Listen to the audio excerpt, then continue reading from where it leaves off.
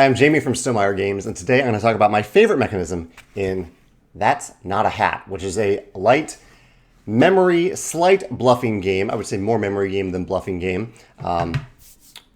That's I think scales up to any number of players. We played with 7 people and had a blast with it, a kind of an unexpected blast with it. So the idea in this game is that each player starts out with a little card with a basic little drawing on it of something. Here's a fried egg. Here is a comic book or a magazine.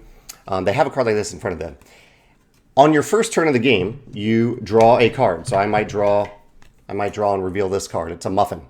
And I'll put that muffin in front of me. I'll reveal it to everybody, and then I'll put it face down. And then I will pass it based on this arrow. This arrow on the back of the card shows me which way around the table I need to pass it. And all I say to the other player is, here's a muffin. I say, here's a muffin. And that player can either say, that's not a muffin. That's the idea of the game. That's not a hat. That's not a muffin. Or they can say, thank you, and they can receive it. So this is the key choice in the game, or two key choices. One is, what am I going to say when I pass this card? I've declared that it's a muffin. You just saw that it's a muffin, so you know it is. And the other choice in the game is the recipient of it is either saying, okay, I will accept this card. I believe you that it is a muffin. Or, no, thank you. I don't think that's actually a muffin.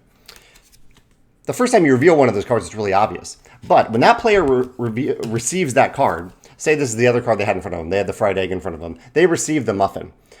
This muffin is face down, though. They can't look at it. They don't really know. They just kind of believe that it's a muffin. So I'll turn it that way.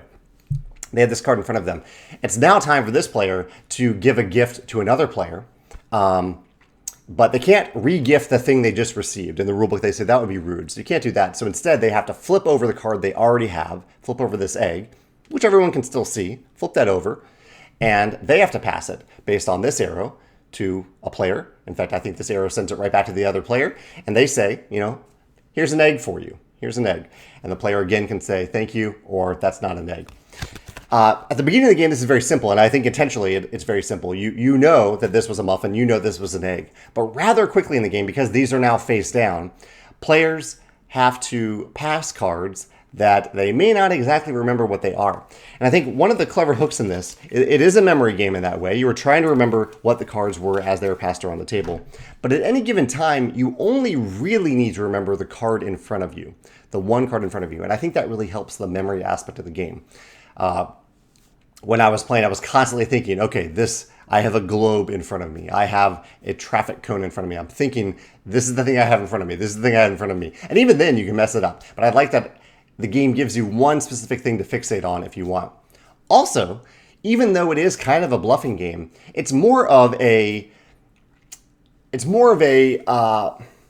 game where you are hoping to say the thing that everyone thinks the card is, or at least the player that you're passing the card to is. So if this muffin's been passed around the table a few times, and I'm pretty sure it's a muffin, but maybe I don't really know, and I pass it to another player, I'm telling them it's a muffin, but they don't really know that. They may not remember that anymore.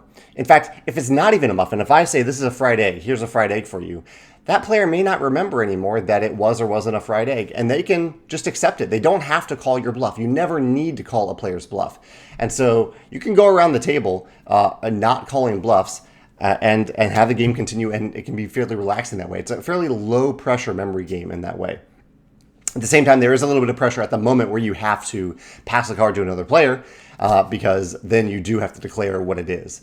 But again, you don't have to bluff. You don't have to lie. You just have to say what you probably think it is, or what you think that player might think it is, and you continue playing.